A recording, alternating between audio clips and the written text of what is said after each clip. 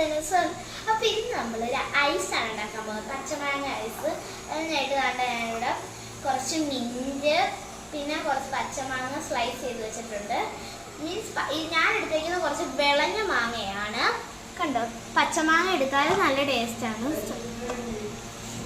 ഇനി നമുക്ക് ഈ സ്ലൈസ് ഒരു മിക്സിയിലേക്ക് ഇട്ട് കൊടുക്കാം. കണ്ടോ, നീളത്തിലൊന്ന് അരിഞ്ഞിട്ടാൽ മതി. ഇനി അടുത്തതായിട്ട് നമുക്ക് കുറച്ച് മിന്റ് ഇട്ട് കൊടുക്കാവുന്നതാണ്. മിന്റൊക്കെ ഇട്ട് നമുക്ക് കുറച്ച് ഫ്രഷ് ഒക്കെ. ഇവിടെ ഇത് വീട്ടിൽ പിടിച്ച മിന്റാണ് ഞാൻ ഇവിടെ ഇട്ട് കൊടുക്കുന്നത്. വീട്ടിൽ പിടിച്ച മാങ്ങയും വീട്ടിൽ പിടിച്ച തന്നെ.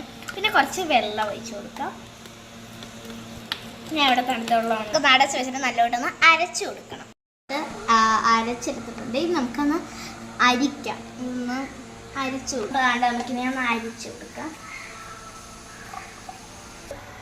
അപ്പോൾ നമ്മളാണെങ്കിൽ അരിച്ചു വെച്ചത് ഒരു പാത്രത്തിലേക്കാക്കി ഒന്ന് നമുക്കൊന്ന് മിക്സ് ചെയ്ത് ചൂടാക്കി എടുക്കണം. നല്ലോണം ചൂടാക്കി എടുക്കണം.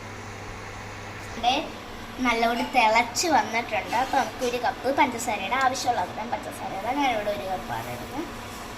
ഇട്ടിട്ടൊന്നും ഒന്നും കൂടി ഒന്ന് നല്ലോണം ഇളക്കി കൊടുക്കണം.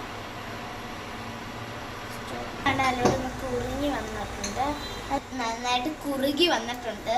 അപ്പോൾ നമുക്ക് നമ്മുടെ മുകളിലോട്ട് വയ്ക്കാം. മുകളിലില്ലാത്തവർക്ക് ഗ്ലാസിൻ്റെ അകത്ത് ഒരു സ്റ്റിക്ക് ഇട്ട് വയ്ക്കുകയും ചെയ്യാം. കാരണം നമ്മൾ ചൂടാക്കി ഒന്ന് തണുപ്പിക്കാനൊക്കെ മീൻസ് ഫ്രിഡ്ജ് വെച്ചില്ലെങ്കിൽ ജസ്റ്റ് തണുപ്പിക്കാൻ വെച്ചിട്ട് നമുക്കിങ്ങനെ ഒഴിച്ച് കൊടുക്കാം മുകളിലേക്ക്. ഇത് 6 മണിക്കൂർ ഫ്രീസറിൽ വെക്കേണ്ടതാണ്. നമ്മൾ രാവിലെ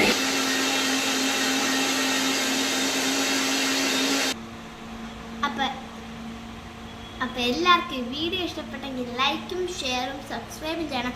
തൊട്ടടുത്തുള്ള ബെല്ലൈക്കനും ക്ലിക്ക് ചെയ്യണം. Thank you and have A nice day. എല്ലാവരും ട്രൈ ചെയ്ത് നോക്കണേ.